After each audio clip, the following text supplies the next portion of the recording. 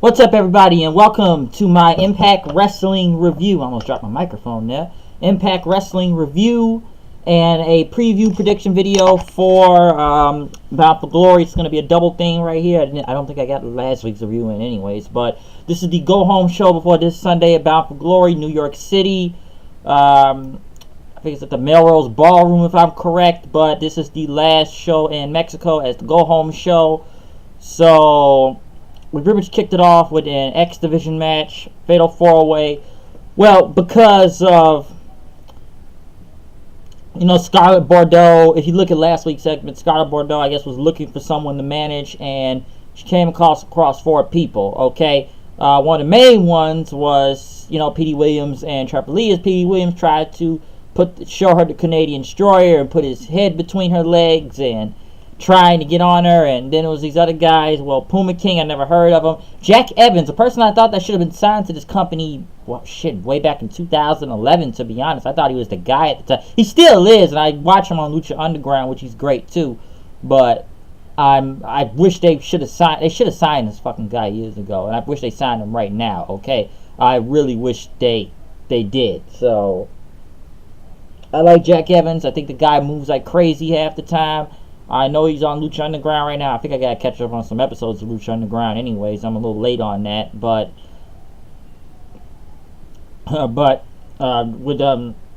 Jack Evans, Puma King, Petey Williams, and Trevor Lee. Pretty much, I guess the build was pretty much who was, I guess, trying to get to Scarlett Bordeaux's, whoever wanted to be signed by her, pretty much. Whoever would will, like I said, manage. That's the correct choice of words, would be manage. But this wasn't a bad Fatal 4-Way. In a way, it was pointless at one point. But I will say for Trevor Lee, got people to chant Canada to Petey Williams after going against him. This wasn't a bad match. Yeah, it was a spot fest. It's X Division. It's Fatal 4-Way. Jack Evans is freaking crazy when he hits moves like a damn backflip drop kick, or that 730 he does is just is insane. Okay, it really is. But after hitting the 630, why would I say 730? The 630. After that, then, but Petey Williams, after everybody kept kind of hitting finishers on each other, Petey Williams pretty much hit the Canadian Destroyer on Trevor Lee for the win. Wasn't really that bad, I will say that. I wish they had something else going on. I don't know why any of these men aren't going for the X Division title, since Brian Cage is the X Division champion. But they kind of got that stuck in, into a 6-man right now with Bound for Glory. It is kind of strange. They are not. No one's that go for the X Division title, but I'll get to that when I get to the prediction part. Mackenzie Mitchell was talking to Rich Swann about his tag team partner for this Sunday, as he was tired of Matt Seidel's third eye crap, and now Ethan Page has been involved. He's got a tag team partner, all right, and he's found someone that's on the same level as raw talent as he is. Pretty much should show the number 87 at first, the purple and gold, and the person that was going to be I had Chocolate Thunder on it, his hometown, was the Mac, or Willie Mack. If you've seen the Mac before, the man is fucking great. If you see him on Lucha Underground, hell, if you see him in the match recently he had against Cody Rhodes for the NWA's championship, this is the guy, okay? I liked it. I fucking love the guy on Lucha Underground. He is great. The Mac, he's one of those guys, he's a big guy, but he's athletic as fuck, and he can damn near do anything in the ring, okay? He's that great. If you haven't watched this man on Lucha Underground, watch him. Hell, go watch the Impact versus Lucha Underground back at WrestleMania weekend. The man is that fucking great, people, okay? I really recommend watching him. He's that great, alright? If you've seen him on there, hell, the man hits one hell of a Stone Cold Stunner too. I will give you that. That's a guy that needs to sign Impact. That's what they need to do. I know Lucha Underground has him, but get this guy on Impact and a little bit more. Let a lot of people see him. Hell, Ring of Honor, someone needs to pick this guy up. Okay, go watch his match with Cody Rhodes. And I am looking forward to him this Sunday. They could have left it as a surprise, but hey, Mac and Swann versus Seidel and Ethan Page, that's some shit looking forward to. I like it. Next, Grado came out to go against Exato Maximo. I don't really know a lot about him, to be honest. Really honest, I've never heard of it. I don't know AAA promotion that well or CMLL. I don't know. So what I heard, he's a big thing down in Mexico, really. So I don't know. His gimmick, I guess, is flamboyant. Really, guy's not bad in the ring. I will say that. He kept trying to kiss Grado or something in this entire match, but that's what he was trying to do. I will say he hit one hell of a suicide dive. I can go with that. Mexico, I think Mexico, did he beat Grado? He pretty much rolled up Grado for the win, and I guess Grado kissed him and walked off. Then I really don't know where this was going. Some people will say it was some transgender thing. I don't really know. Honestly, I don't know what this match had to do with Bound for Glory being built up, to be honest, but it was just kind of, it felt like it was just there. I can say that it was just there.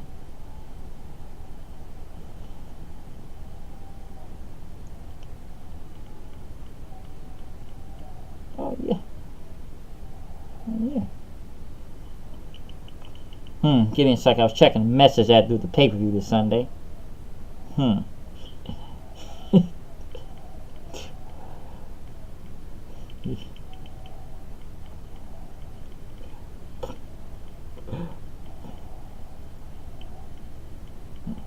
Hmm.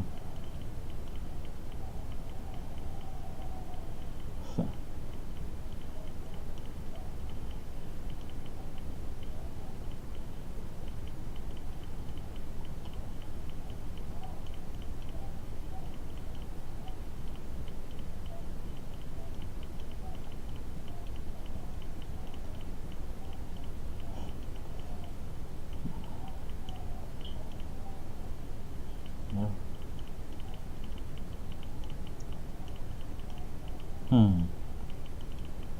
I did.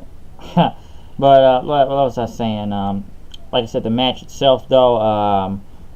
Other than that, we kind of went to Johnny Impact, Eddie Edwards, and Fallah Bahh in the back as Fallah said "Bah" several times. Johnny, he pretty much, I guess was talking about his Boone the Bounty Hunter thing. Eddie Edwards started to call out Moose as he's going to get a taste of Moose tonight before Bound for Glory. Eddie pretty much talked to his kendo stick Kenny there. As Johnny said, Kenny doesn't taste good. I guess he tried to eat him or something, but he talking about we're gonna take him down 6-man. We're gonna take everyone to Slam Town tonight. Slam Town. He said Slam Town 3 times, and then he figured say, "You ready, Bah?" I said, "Bah." He said, "You nervous?" And he was like, "No, no, no." And then he said, "Bah, bah, bah." As Edward said, Moose, and then Johnny did his pose. He said, "These guys are crazy." That was a really fun segment. I will say that. Bah is hilarious, even though he knows 3 words. Impact, I get tired. Mundo, so many names to call him. That Slamtown thing does sound lame in some other words like turd cutter, but I guess this is going somewhere. But it's a 6-man before the show tonight. They showed a preview video package for LAX versus the OGs in a concrete jungle match this Sunday at Bound for Glory. What else did they have? More videos of OVE versus Cage, Pentagon, and Phoenix. There's a lot of video package, I can tell you that. Eli Drake was then talking to Mackenzie Mitchell, talking about he's got this open challenge for this Sunday in New York. Because, he talked about the whole thing with La Parka last week, but this Sunday he's going to face anyone from New York. If you're New York, it's an open challenge. Some people think it could be Dreamer, since it's always New York with him. One match I did not care about was, by God, Gama Sane doing his boring promo for the Desi Hit Squad. Raju versus Gunter. Listen, I didn't care, and they said whoever loses goes back to India. All I can just say, Raju won, and I think he's good. I think it was Hakeem Zayn that won that Global Force tournament, or I don't even remember what he won to even be part of this roster, but I don't know. I don't know, man. Put him in singles or something. The Gunter Singh guy, I feel kind of bad. This tag team went nowhere, okay? It didn't go anywhere. It didn't lead anywhere. It's just like, let's just drop one guy for the other, and now you just kind of send them off on some bullshit. So, where do you go from here? I don't understand it. I really don't get it. So, it's It's just kind of odd. I really don't understand.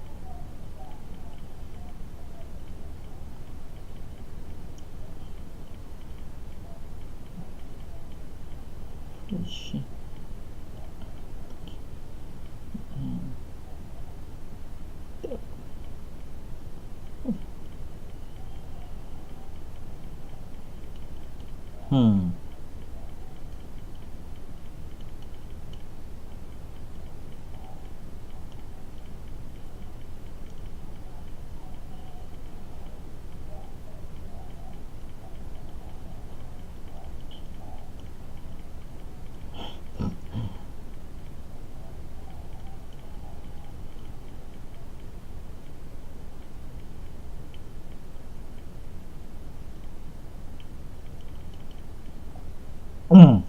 But what was I saying?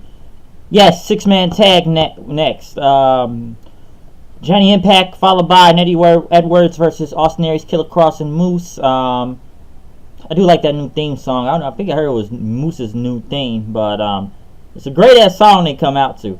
This is probably one of the best match. I don't know why this wasn't the main event here. If this was a go home show, but pretty much 6-man tag. Austin Aries and then picked up the win. Aries hit.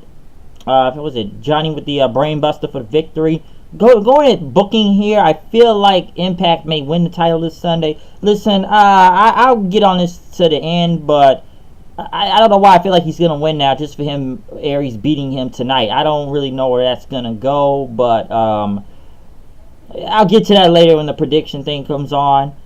Next, they went to Abyss is going to the Hall of Fame this Sunday, the Impact Hall of Fame. They then went to Father James Mitchell, who was playing in Oregon. He's playing the organ, and next Allie showed up with a hatchet in her hand, told him to cut her or something, and that if the darkness has consumed her. But Allie pretty much says she needs to go back to the undead realm. I don't know where that's gonna go. James Mitchell pretty much told Allie, "I don't want your soul," which but she wants to, I guess, go to hell or something. And human beings are body and soul, but Allie is half human pretty much right now, and that she has been in Su Young's coffin before, but it has her soul, and that he just doesn't have the soul because it belongs to him. We don't know who that is, and that she was gonna go try to get her soul back, but Allie said she doesn't even want her soul, but she was there to get Kiera Hogan out of the undead realm, I'm assuming. James Mitchell didn't pretty much say, he said he was a sucker for a cute face, but he says, you know what, you want to save your friend, you want to do whatever it takes, I'll meet you Sunday with an open coffin to go to So what, is Allie now going to go to the undead realm to save Kiera Hogan? Madison Rayne was in that coffin too, and Rosemary, which I don't know whatever happened to Rosemary at this point. I think she's still hurt. Hopefully she returns to Sunday, but I guess they're gonna go to hell. Listen, this is like some broken universe type shit here, okay? This is what I'm pretty much kind of seeing right now. Some type of, I don't know. It's like the broken universe or whatever we're going with this.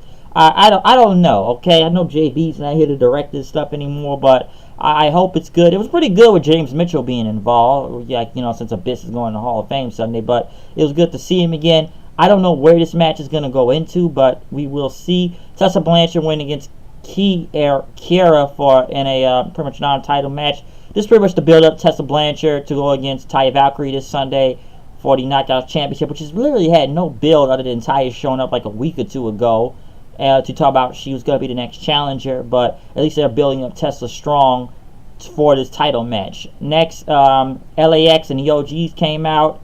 as the OGs pretty much called out LAX. Kingston said, you know, I don't care what the fans say because this is my match this Sunday for the Concrete Jungle, and he's going to get the history lesson to the idiots. He said Konnan put, you know, King all in the game, but Konnan's been holding him back pretty much. This is my time, all right? But he's my mentor, and now, you know, Homicide Hernandez is also. But he's talking about the young marks. They don't even pay attention, as you know, they want to fight the OGs right now. Kingston pretty much says, you know, this is your fault to what's happened, everything, and I'm going to put you out of your misery, like old Yeller pretty much. And, you know, I'm a step ahead of you. I got the original LAX back now. And that he's going to embarrass Konnan this Sunday. And then he pretty much told everybody, even the people at home, listen, buy this pay-per-view this Sunday, okay? Buy it, because I am going to destroy Konnan and everything he built, and that the OGs will move on. Konnan, he pretty much cut a promo in Spanish, which I'm only going to understand a couple of words. I don't speak Spanish that well, but I know he said to Madre something, so he talked about his mom and some other stuff. I'd have to look back. Like I said, I can't really translate it that well. But next thing you know, he called Kingston baby nuts, and he said this, you know, he pretty much says, I guess you gotta translate that. I can tell all these people in Mexico to kick your ass right now, but we're gonna wait till the Sunday, and, like, you know, you got an L right now, but I'm gonna up the ante pretty much. You come in our clubhouse, try to instigate everything, people chanting Konnan, but this Sunday it's gonna be going on. He says, I've raised you. I've raised all you hoes pretty much. And now you're not even making boss moves. You're making bitch-made moves. And you violated the G code. You burned the mask and everything that goes against, you know, I guess the Lucha Libre culture. And now, and the mob bosses said the ceasefire ends now. And then LAX and the OGs brawled with each other then to close out the show, with Austin Aries pretty much having a video package after that video package, a little too hype up Slammiversary. Listen, this pay-per-view this Sunday, going into it, because this is the matches you do have for this Sunday going in for Bound for Glory. You have an Eli Drake Open Challenge, which people keep saying it's going to be Tommy Dreamer, but I hope he's got something entertaining for it. But they need to push Eli Drake up to didn't have him doing these comedy matches every week. Matt Sydal, Ethan Page versus Rich Swann and the Mac or Willie Mack. One I'm actually looking forward to, since the Mac is involved, and that should be a pretty damn good tag team match if you ask me. Eddie Edwards versus Moose. I do see this going somewhere. I like heel Moose now. He's better than face Moose, because I actually could take him serious for a second instead of him losing all the time.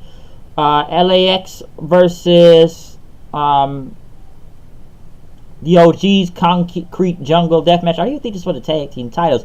Probably be the best match of the show, and I should say the best built thing on this show too. Literally the best built thing, because they've been building this for months now. So this is like literally the best thing you can really find out of Impact Wrestling right now is LAX and the OGs. They've really been tearing it up through the past few months, and their feud continues to get better and better. It's been a couple, you know, stops, blocks in the way, but overall it's been very enjoyable. Pentagon, Brian Cage and Phoenix versus OVE. Got a phone call real quick. Hello.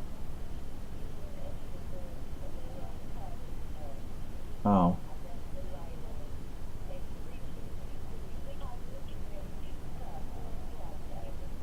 Alright.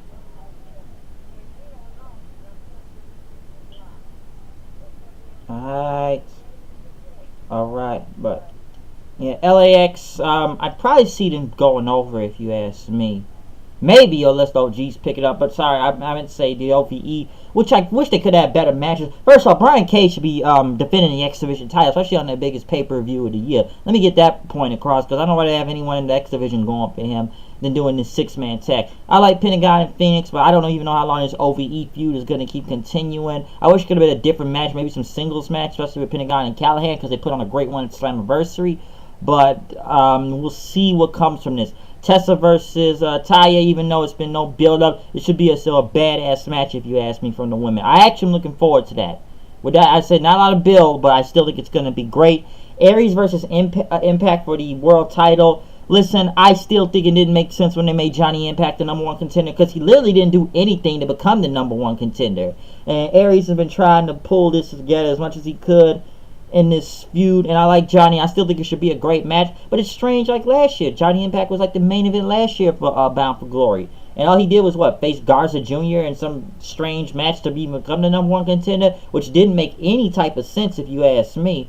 But now I don't know where they expect to go with this. I really don't. But I'm hoping it's going to be a big match. I look at this card for this Sunday. I think the show's really going to be big. I think it's going to be great. I'm not looking forward to every match, but I am looking forward to the show. I hope they put on something great like they did at Slammiversary. I know people doubted them, but Slammiversary got very, very high praises for that pay-per-view back in June. And I'm hoping Bound for Glory can do the same this Sunday, because last year was a fucking disaster, okay? It really was. So this year, I'm hoping for the best, and I'm looking at the new creative team with Don Callis and them, and looking really forward to this show, and I think it's going to be very enjoyable. But I'm out of here. Make sure you see this Sunday. It's going to be a big review, big show coming up. So let's hope Bound for Glory can tear it down. I'm out of here. I'll see you guys later. Peace.